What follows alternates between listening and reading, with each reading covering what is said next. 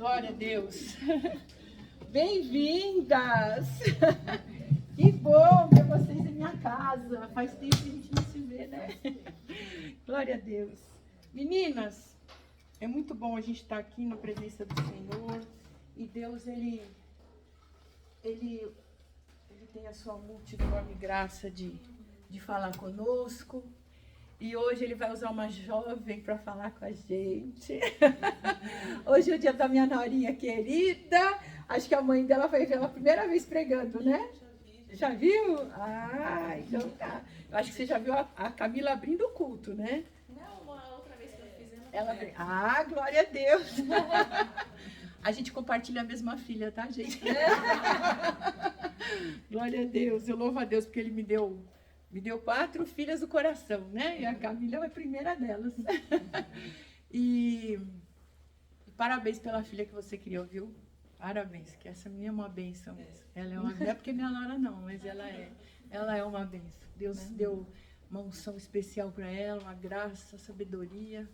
E ela é cheia do amor de Deus e hoje ela tem muita coisa para derramar. Então, preparem-se para receber. Vamos orar? Estenda as mãos aqui. Pai, eu quero te agradecer e te louvar pela Camila, Senhor. Eu sei que essa semana o Senhor falou o coração dela, o Senhor já a ministrou. E, ó Deus, que tudo que ela recebeu, Pai, que ela possa passar para nós, Senhor, com graça, com sabedoria, através da unção do Teu Espírito Santo. Nós pedimos, Senhor, que o Senhor envie os Teus anjos agora para guardar o Ale, o Luke e a Luísa, onde eles estiverem. Senhor, que o Senhor os cubra com o sangue de Jesus, que nenhum mal venha contra a vida deles. Tua filha está aqui, Senhor, para te servir e a Tua palavra diz que tudo será acrescentado a ela, porque ela buscou o Senhor em primeiro lugar. Então, Pai, que as bênçãos do Senhor venham sobre ela, sobre a sua família, sobre tudo que ela tem, eu sei que tudo que ela tem é seu, Pai, porque foi o Senhor que deu para ela. Então, que o Senhor abençoe e prospere. E agora, Senhor, usa esse vaso, encha ela dessa unção e derrama sobre nós, em nome de Jesus. Amém. Amém. Tá gravando? Está. Boa tarde para todas. Para quem não me conhece, eu sou a Camila, a nora da pastora Márcia. E mais uma tarde, né, para aprender mais da palavra de Deus. E a terça passada a pastora ministrou sobre Gomer, né, que é a esposa de Oséias. Ela falou um pouco que Gomer era uma prostituta e por que Deus fez Oséias casar com ela, enfim. E meio que nesse assunto eu vou ampliar um pouquinho aqui sobre traição, sobre situações difíceis. E hoje em dia é tão difícil, né, confiar nas pessoas. Parece que cada dia que passa a gente vai se fechando, porque a gente vai, né, se desapontando com as pessoas. E aí na hora que a gente chora, até muitas choram, né, com a gente. Mas na hora da vitória nem todas se alegram. Mas quando a gente passa por essas situações, isso gera algo bom em nós, né? Essas situações, elas não vêm para nos abater, mas essas situações vêm para nos forjar, né? E ser transformados por aquilo que a palavra de Deus diz, né? Porque a gente lê muito a palavra, a gente busca, mas chega uma hora que a gente tem que viver, né? Existem essas situações como se fosse a provinha, não que Deus nos prova, né? E nem, às vezes, né, vem situações assim, mas Ele nunca nos tenta. Satanás nos tenta, mas Deus nunca nos tenta. Mas nessas situações a gente pode demonstrar para Deus aquilo que está dentro de nós, né? Que a palavra não apenas veio, mas ela veio no nosso coração e gerou frutos, né? São situações que mostram os nossos frutos, aquilo que está dentro de nós. E teve uma situação aí por esses dias, por essas semanas, que aconteceu, e eu e meu marido, a gente não esperava, e a gente falou, bom, respirou fundo e falou, o que Jesus faria nessa situação? E me veio na nossa mente Judas, que quando Judas veio para trair Jesus, Jesus olhou, já sabia que ele era o traidor, e fala na Bíblia que ele amava, né? Ele o amou e falou, amigo, para que vieste? Eu acho que nesse momento que Jesus olha para Judas e fala, amigo, ele ama tanto Judas que talvez nesse amigo ele constrangesse o coração de Judas e ainda havia tempo para que ele não executasse aquilo que ele iria executar. Mas Judas foi e o traiu. E aí, nessa situação, a gente pensou, nossa, será que a gente pode, nessa situação, chamar a pessoa amigo? Né? Porque na hora a gente vem ódio. Não, porque não é assim, né? Mas a gente fez tanto por essa pessoa e isso aconteceu. Enfim, vem tantas coisas na mente, né? De querer justiça própria, né? E a gente vê que nessas horas talvez a gente não tá tão próximo da palavra quanto a gente achava. E em 1 Coríntios 13:5 vai falar: o amor não maltrata, não procura seus interesses, não se ira facilmente, não guarda rancor. Aí no verso 7 ele fala: tudo sofre, tudo crê, tudo espera e tudo suporta. Então a gente às vezes acha que ama, mas ainda não chegou nessa profundidade de amor, que tudo crê, tudo sofre, tudo suporta. E na palavra de Deus a gente vê que a justiça, ela pertence a Ele. E é Ele quem nos justifica. Nós temos que esperar nele. Como diz em Romanos 12, 19 a 21. Amados, nunca procurem vingar-se, mas deixem com Deus a ira, pois está escrito: minha é a vingança, eu o retribuirei, diz o Senhor. Façam o contrário. Se o seu inimigo tiver fome, dê-lhe de comer. Se tiver sede, dê-lhe de beber. Porque fazendo isso, você amontoará brasas vivas sobre a cabeça dele. Não se deixe vencer pelo mal, mas vença o mal com o bem. Até a Luísa, nessa semana, do nada, vira para o Ale e fala: papai, não paga o mal com o mal. Do nada. Então, Deus fala conosco através das crianças, né? Através da palavra, que a gente possa estar com o coração aberto para escutar, né? O Senhor. Ele usa pessoas. Às vezes a gente está com o coração tão fechado que a gente não quer escutar, né? Às vezes quando é algo que vai confrontar, a gente fala: não, isso não é para mim, né? Mas que a gente esteja aberto para ouvir o Senhor. E Lucas 18, 7 e 8 diz: e Deus não fará justiça aos seus escolhidos, que clamam a Ele dia e noite, ainda que tardio para com eles? Digo-vos que depressa lhe fará justiça. Quando, porém, vier o Filho do Homem, porventura achará fé na terra? Aqui está falando que Deus vai fazer a justiça. Ainda que a gente pense que está tardia, ele diz: digo-vos que depressa lhes fará justiça. E depois ele parece desconexo, né? Quando, porém, vier o Filho do Homem, porventura achará fé na terra? Porque é tão difícil nessas horas, né? Se manter firme, se manter com fé, não se corromper, que ele vem e coloca, né? Ele vai fazer justiça, mas você vai estar fiel nesse momento? Será que Deus vai nos achar fiel no momento da situação difícil, do confronto, de uma traição? No meio de injustiças, de tribulações? Bom, então como se a régua já não tivesse alta, né? Desse amor, dessa justiça. Ainda sobe um pouquinho, porque a palavra fala pra gente nós amarmos os nossos inimigos e orar por aqueles que nos perseguem, né? Não é tipo, eu perdoo e ainda fica com aquele rancor no coração. Amar os nossos inimigos e orar por aqueles que nos perseguem, né? Aqui é um parênteses na história de Jó. Quando ele mais precisou dos amigos dele, o que ele escutou? Acusação. Né? No momento de fragilidade, que ele precisava de um apoio, ele não teve. Mas o que ele fez? Mais pra frente, quando ele orou pelos amigos dele. Essa é a chave. Foi transformado tudo na vida dele, né? Deus restaurou. Por quê? Por que Deus coloca pra gente orar pros nossos inimigos? Ah, só pra, né, esmagar? Não, porque é uma chave. Quando a gente ora pelos nossos inimigos, nós vamos sendo transformados. É como se a gente estivesse com um vasinho cheio de terra e o Senhor vem com a água e a sujeira vai embora. Então, quanto mais a gente ora, mais essa água vai limpando e vai tirando o rancor, vai tirando a mágoa, vai nos ajudando a perdoar, né? Tem até, não sei se alguém já escutou, a pregação da Valnice Milhones aqui no Dunamiscom, que teve nesse final de semana, e ela fala, né? Se você orar 10%, você vai ter 10% de sucesso naquilo que você está orando.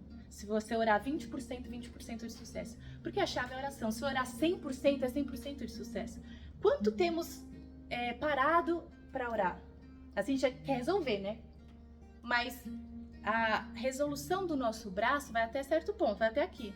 Agora, a oração, ela ultrapassa. Porque na oração é Deus que faz, não somos nós que fazemos. E a gente vê, né? Em Mateus 5, 43 a 48. Vocês ouviram o que foi dito.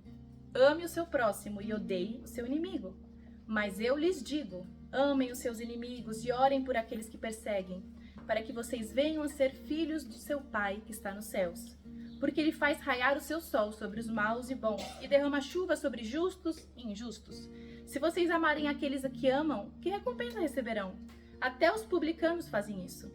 E se vocês saudarem apenas os seus irmãos, o que estarão fazendo demais? Até os pagãos fazem isso. Portanto, sejam perfeitos, como perfeito é o Pai Celestial de vocês. A gente pensa, né? Como que a gente vai ser perfeito? Mas a palavra diz, sejam perfeitos, como o Pai de vocês é perfeito, né? Não é através de lei, não é através de regras, não é através de religião, mas é através do Espírito Santo, que nos empodera a viver as verdades, né?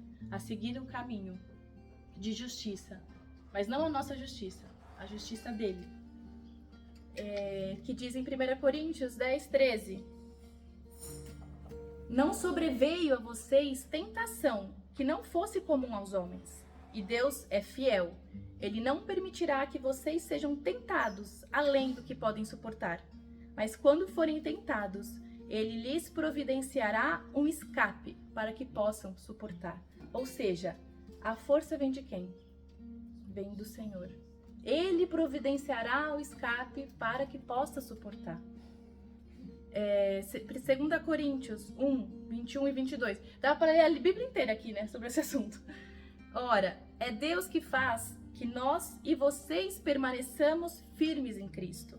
Ele nos ungiu, nos selou como sua propriedade e pôs o seu Espírito em nossos corações como garantia do que está por vir. Ou seja, é Deus que faz que eu e você permaneçamos firmes em Cristo, através do Espírito Santo.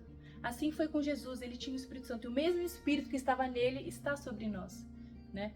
A diferença é que nós temos que querer isso. Muitas vezes a gente não quer, porque é uma luta com o nosso sentimento e com a verdade, né, de Deus. Às vezes a verdade não faz sentido aos olhos humanos, e a gente acaba deixando e querendo resolver da nossa forma. Mas a verdade de Deus, se a gente executar, se a gente viver, ela é transformadora, ela é poderosa. Ainda hoje, assim como foi, sempre será. A palavra de Deus não muda. Voltando para a história de Judas, a gente viu que Judas se enforcou. Infelizmente, ele se enforcou. E a gente nunca vai querer que ninguém, né, acabe se dando mal, né? Nossa oração, por isso que fala, né, que a gente ore por aqueles que nos perseguem, porque quando há arrependimento, há misericórdia. Então, para que a gente tenha esse coração de querer que a pessoa se converta verdadeiramente, né? Porque a gente sabe que o fim de uma pessoa que não se arrepende, infelizmente, é a morte. Pode ser a morte espiritual no momento e mais para frente, né? Se ela continuar nesses caminhos, a gente sabe, né, que o salário do pecado é a morte. Não existe outro caminho, um atalho.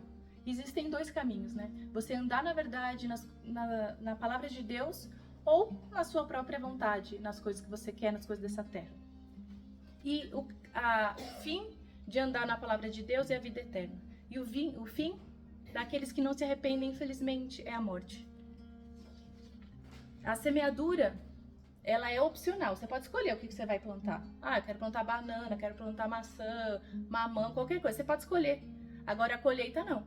Se você plantou banana, você vai colher banana. Não tem como você colher uma maçã.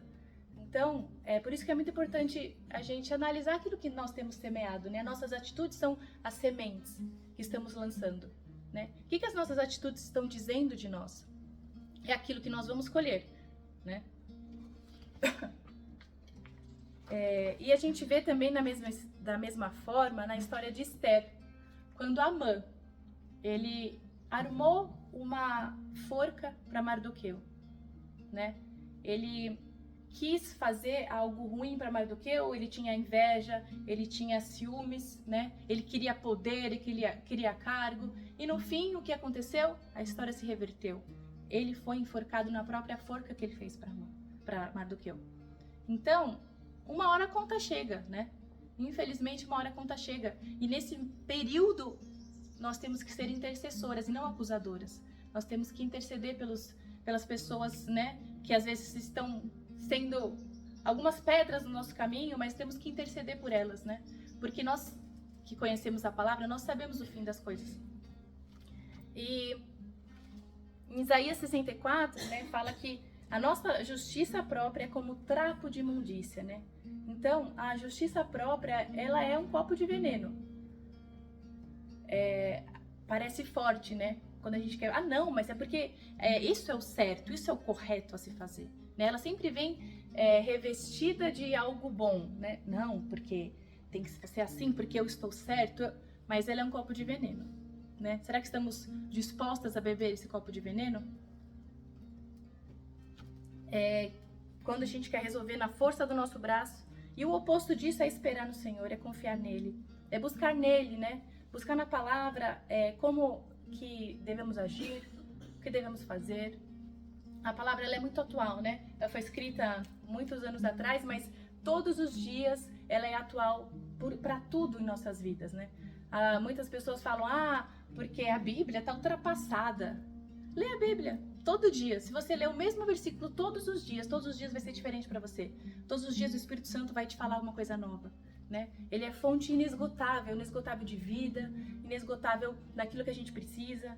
Então, a palavra às vezes que foi ministrada para mim, a Marina vai receber de uma forma, a minha mãe vai receber de outra, cada um vai receber de uma forma, porque o Espírito Santo ele age na sua multiforme sabedoria, né? Cada um passando por uma situação e ele vai de encontro com cada um. Em 1 João 2,17 diz: Ora, o mundo passa, bem como os seus desejos, mas aquele que faz a vontade de Deus permanece para sempre. Então, querer resolver rápido é isso, mas o mundo passa, as coisas passam, né? Aquieta o coração, mas quem faz a vontade de Deus permanece para sempre. Então, nós precisamos sondar os nossos corações e liberar perdão, por mais difícil que seja. Mesmo porque, como a gente viu que a pastora ministrou a reunião passada sobre Gomer, muitas vezes nós somos Gomer, muitas vezes nós traímos também, muitas vezes, e principalmente o Senhor. Quantas vezes temos traído o Senhor, né? Mas o Senhor é misericordioso, né? O Senhor age com amor. E assim nós temos que agir também, né? Porque muitas vezes somos nós que fazemos. É fácil a gente apontar o dedo quando a outra pessoa faz. Mas é difícil enxergar quando nós somos essa pessoa que estamos fazendo as coisas erradas, né? Podemos tropeçar, podemos agir errado, podemos agir na força do nosso braço, né? Ter impulsões. Mas o importante é sempre ter um coração pronto para se arrepender, né?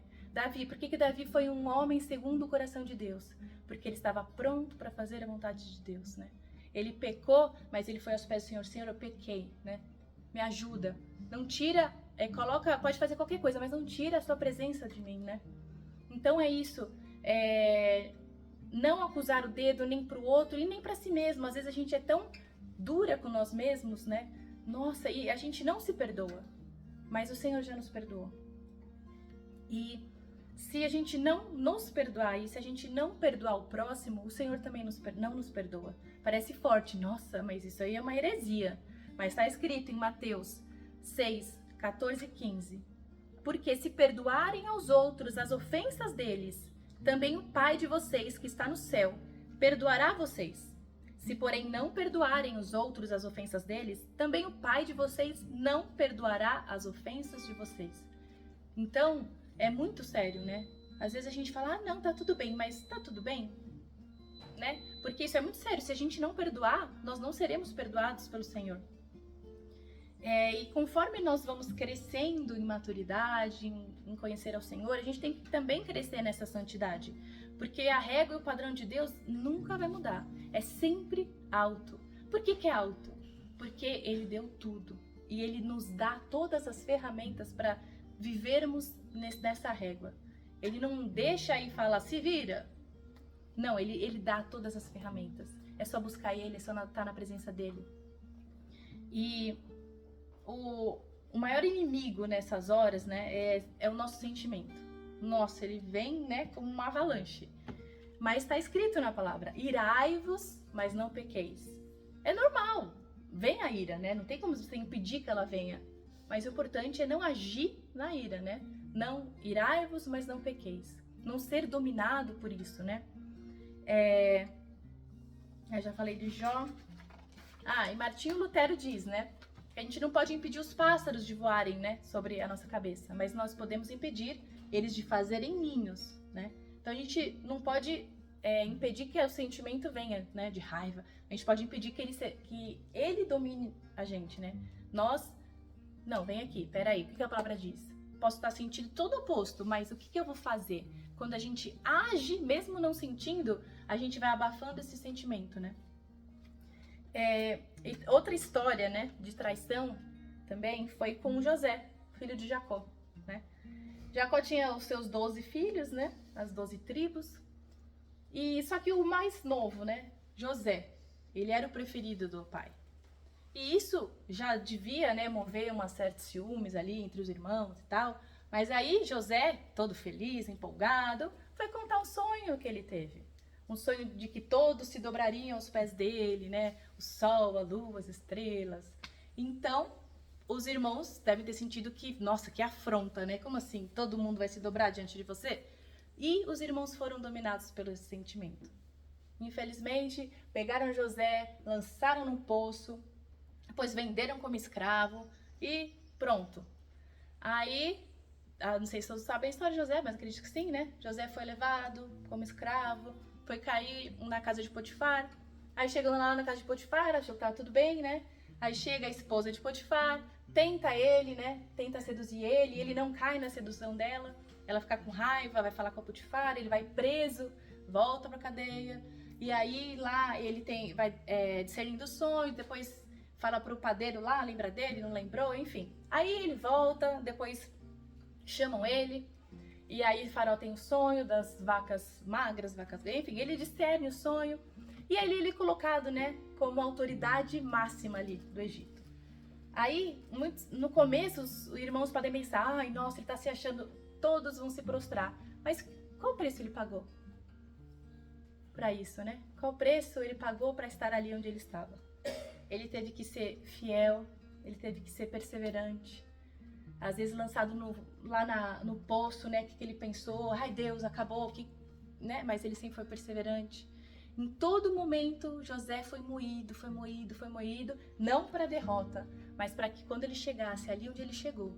Aí depois vieram os irmãos, né? Teve fome e apenas o Egito tinha comida, vieram os irmãos. Eu quero ler com vocês essa parte. Só para testificar aqui do que a gente estava falando, primeiro Salmo 51:17, que diz: sacrifício agradável a Deus é o espírito quebrantado. Primeiro Salmo? Salmo 51:17. Tô rápida, né? Você tá colocando aqui? Tô. 17. Não, você falou primeiro Salmo. Não, é que depois eu vou ler Gênesis. Tá. Sacrifício agradável a Deus é o espírito quebrantado. Coração quebrantado e contrito, não o desprezarás, ó Deus. É aquilo que a gente estava falando. Agora, vamos lá para o final. Gênesis 50, de 15 a 21.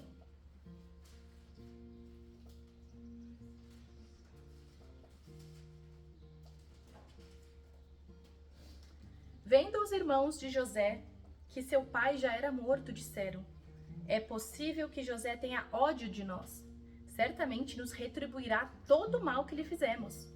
Por isso, mandaram dizer a José: o seu pai, antes de morrer, ordenou o seguinte: é isso que vocês dirão a José: perdoe, por favor, a transgressão dos seus irmãos e o pecado que cometeram, porque eles lhe fizeram mal. Agora pedimos que perdoe a transgressão dos servos de Deus de seu pai. Ao ouvir essas palavras, José chorou. Depois vieram também os seus irmãos, prostraram-se diante dele e disseram: Eis-nos aqui, somos seus servos. Mas José respondeu: Não tenham medo, será que eu estou no lugar de Deus? Aqui José entendeu que o lugar da justiça, ele pertence a Deus. Ainda que ele tivesse certo, ainda que ele tivesse sofrido, ainda que ele tivesse marcas, ele entendeu que o lugar da justiça pertence ao Senhor. Vocês, na verdade, planejaram o mal contra mim, porém Deus o tornou em bem, para fazer, como estão vendo agora, que se conserve a vida de muita gente, né? O propósito, ele não é apenas para nós, para uma vida. O propósito de Deus, ele quer atingir muitas vidas, né? Tudo que José passou, todo o processo que ele passou, não foi apenas para ele, mas através da vida de José, houve uma administração no reino que salvou muitas vidas. Só ali tinha comida. Através de um sonho que Deus tinha dado para Faraó, e José conseguiu interpretar o sonho, né? E com isso foi a ferramenta, né? Então, ele entendeu o propósito, que o propósito não acabava nele, né? O propósito era para todas as vidas. E o 21. Portanto, não tenham medo, eu sustentarei vocês e os seus filhos. E assim José os consolou e lhes falou ao coração. Então aqui a gente vê uma situação onde houve arrependimento, né? Os irmãos de José, houve arrependimento. E o que aconteceu? Deus transformou toda a maldição em bênção, né? Foi bênção para os irmãos, foi bênção para José, foi bênção para o Egito. Então, Neemias 13, 2 diz, né? Que Deus transforma a maldição em bênção. Então, muitas vezes a gente está no processo, a gente não consegue enxergar a promessa, né? Aquilo que Deus tem, o final. Mas é nesse processo que a gente tem que confiar. A gente tem que confiar no Senhor e crer que toda maldição será transformada em bênção. Não através da nossa mão, né? Também não é ninguém está falando para ficar parada, né? Ó Deus, ó vida, os céus e vai cair do céu. Não, é para você andar reto diante da palavra, né? Você orar pelos seus inimigos, você fazer aquilo que está nas suas mãos para fazer de acordo com a palavra.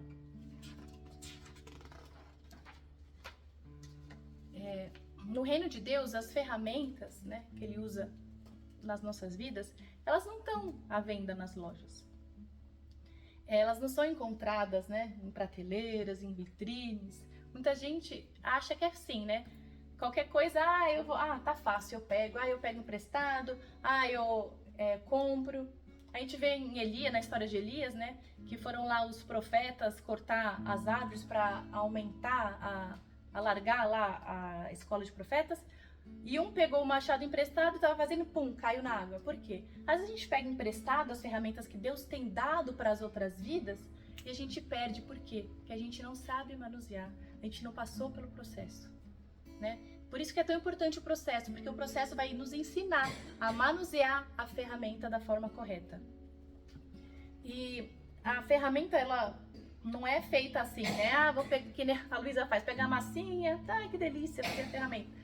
Não, ela tem que passar pelo fogo, pela martelada, né? Ela tem que ser forjada. E o processo faz isso, né? É como se a gente estivesse forjando a nossa ferramenta. E a gente vê que aqui as traições, elas não abortaram o plano de Deus na vida de nenhum desses homens. A traição de Judas não abortou o plano na vida de Jesus, mas foi processo para que acontecesse. Na vida de Mardoqueu não abortou o plano, foi processo para que acontecesse. Na vida de José não abortou o plano, foi processo para que acontecesse. Então que a gente possa olhar essas situações difíceis como processo para que aconteça a promessa, porque a nossa carne, ela não é, né? A nossa luta não é contra carne e sangue, não são contra as pessoas. Nossa luta é contra principados e potestades, que é no espírito, né? Nossa luta é no espírito. A gente possa ter esses olhos espirituais, né, nas situações.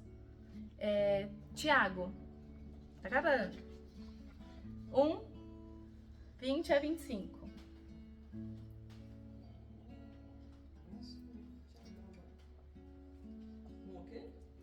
20 a 25.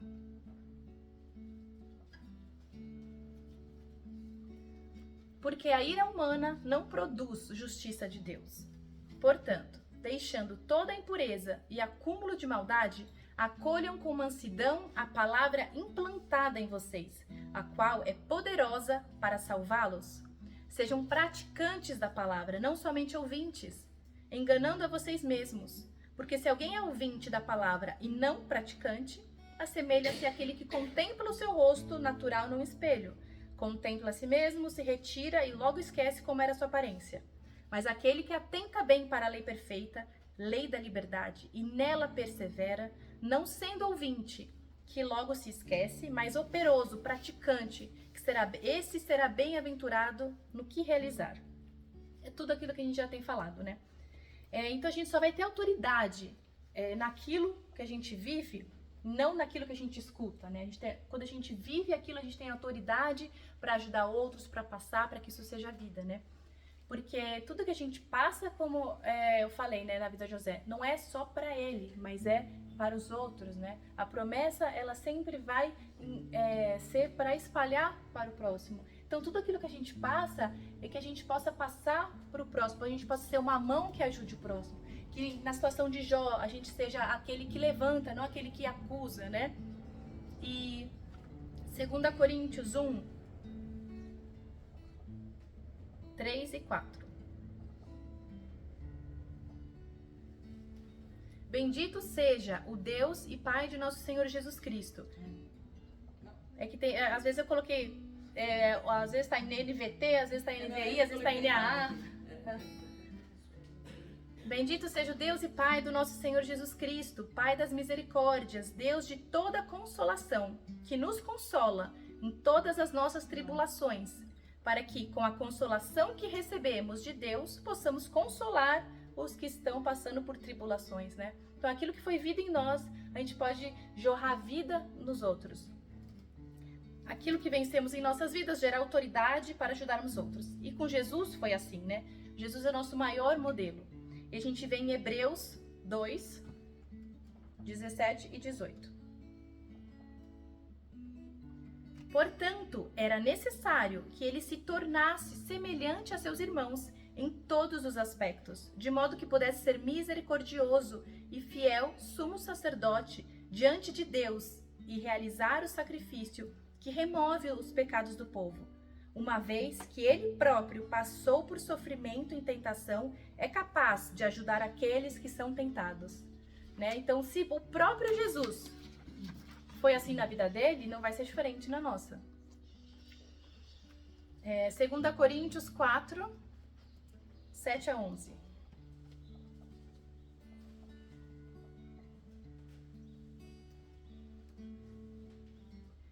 Temos, porém, esse tesouro em vasos de barro, para que se veja que a excelência do poder provém de Deus e não de nós.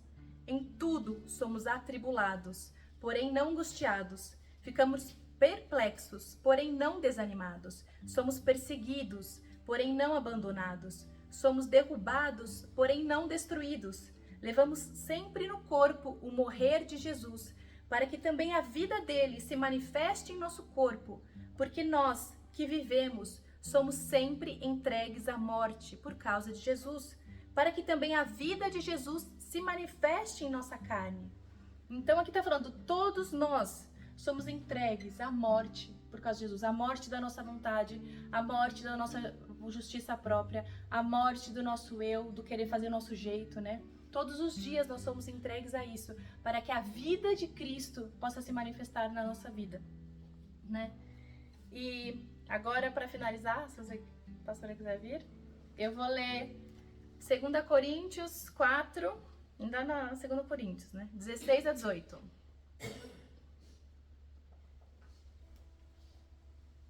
Por isso, não desanimamos. Pelo contrário, mesmo que o nosso ser exterior se desgaste, o nosso ser interior se renova dia a dia, porque a nossa leve e momentânea tribulação produz para nós um eterno peso de glória, acima de toda comparação, na medida em que não olhamos para as coisas que se veem, mas para as coisas que não se veem.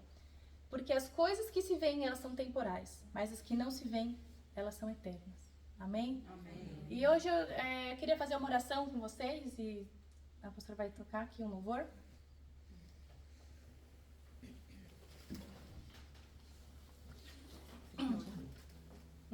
Enquanto você vai tocando, eu oro. Tá bom.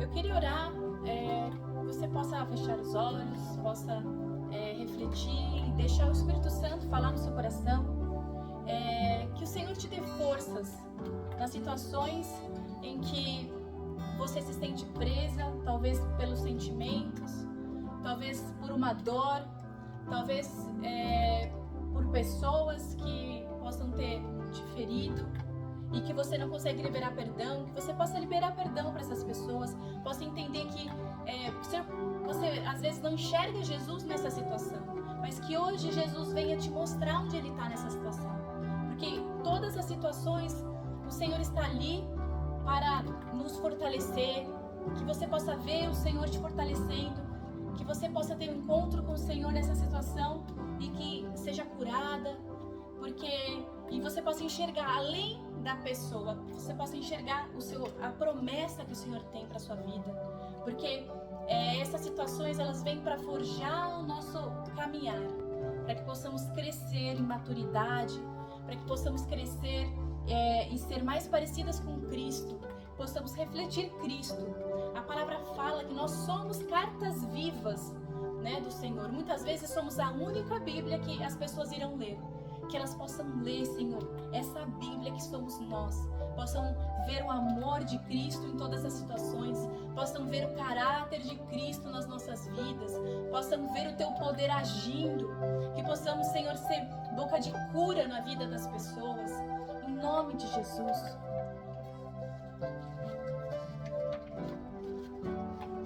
Aleluia.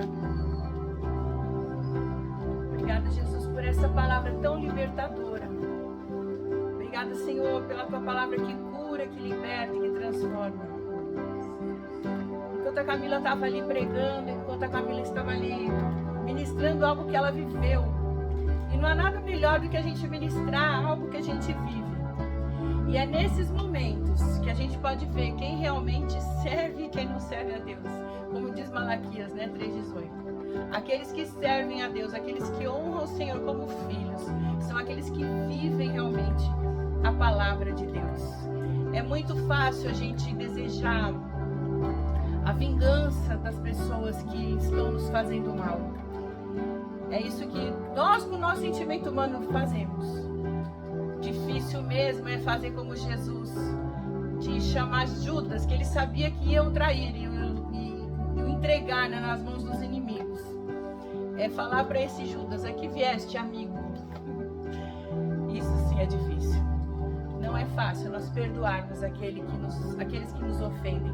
Como a Camila bem explicou aqui, que Jesus nos disse que nós temos que orar pelos nossos inimigos, amar os nossos inimigos e orar por aqueles que nos perseguem, porque assim nós nos tornamos filhos do nosso Pai. Foi o que Jesus fez conosco. Não é fácil, mas com o Espírito Santo não é impossível. Eu queria que você colocasse a mão no teu coração agora, porque eu sei que nós passamos por tantas tribulações, e como nós falamos na semana passada, né?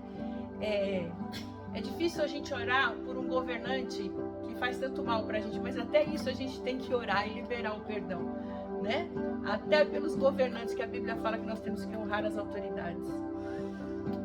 Pior é quando a gente é ofendido e é perseguido por aqueles que a gente ama, né? Por aqueles que são do nosso sangue e da nossa família. E eu quero convidar você agora a se tornar filha, a mostrar o caráter de Cristo em você. Pedir ajuda ao Espírito Santo para que você possa liberar o perdão. Porque o perdão, minha amada, não liberar o perdão não é somente você obedecer uma ordem de Deus. perdão vai além, o perdão te liberta. O perdão te liberta de tomar o próprio veneno, que é o rancor e a amargura. Então quando você ora e libera perdão, você está jogando, é como se você estivesse jogando fora aquele copo de veneno que você bebe todos os dias, sentindo raiva, ódio, rancor e mágoa. E só o Espírito Santo pode fazer isso por nós. Cante comigo assim. Cobre-me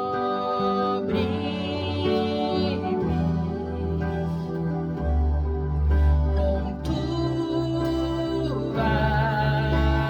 mãos, sim, Senhor, com poder, vem me esconder, Senhor. Se o trovão e o mar veneno vem sobre a tempestade, eu voarei sobre as águas, tu também és rei. Descansarei, pois sei que és Deus. Muitas vezes a dor é grande, a dor da traição é grande, só quem foi traído sabe o que é ser, o que é desse sentimento. Mas, como diz essa música, se o trovão e o mar se erguendo vem, sobre a tempestade eu voarei, porque só Deus me faz andar sobre as águas. Cante assim também. Minha alma está segura em ti, Senhor.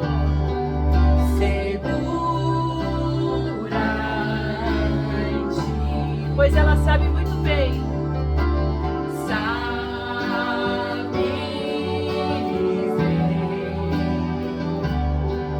que em Cristo vivo está. Se o trovão e o mar, se o trovão e o mar se erguendo vem sobre a tempestade, eu voarei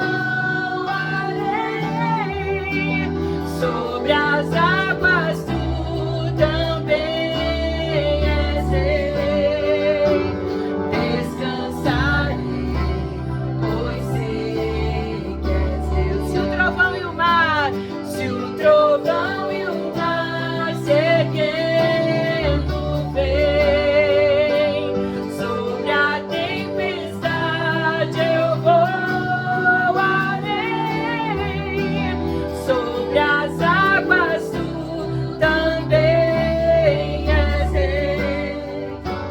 Descansarei, pois sei que és Deus. O trovão e a tempestade se levantam, mas descansa no Senhor. Descansa no Senhor, porque Ele diz lá em Romanos: minha é a vingança, diz o Senhor. Estão se levantando contra você, estão fazendo mal contra você, contra a tua família, a tua casa. Às vezes fazem contra um filho. E como uma vez eu disse, né, ouvi dizer que quem mexe com o filho mexe com a gente, mexe com o nosso corpo, né? É como se estivesse amputando uma parte do nosso corpo. Então, a vingança do Senhor é completamente diferente da nossa. Porque a Bíblia fala que a nossa luta não é contra carne e sangue, mas contra principados e potestades que estão nas regiões celestes. Então, quando Deus se vinga, não é das pessoas que Ele se vinga. Quando Deus se vinga, é do inimigo que está causando essa tribulação. É do próprio Satanás. E às vezes a vingança do Senhor é converter o teu inimigo. É fazer com que o teu inimigo se arrependa, se converta ao Senhor e testemunhe que o Senhor é Deus. Então, descansa o teu coração no Senhor. Libera o teu coração. Perdoe, né? Diga o nome da pessoa para você realmente liberar esse perdão. E fala: Senhor, Ele está nas tuas mãos. A vingança não é minha. Como a Camila falou, a nossa justiça para Deus é como trapos de imundícia. Então, se a gente for se levantar para retribuir o mal que nos fizeram, a gente vai fazer uma besteira muito grande, que pode prejudicar até a nossa família. Mas se nós colocamos a vingança nas mãos do Senhor, a vingança dele é perfeita. Amém? Amém, Senhor. Muito obrigada, Jesus.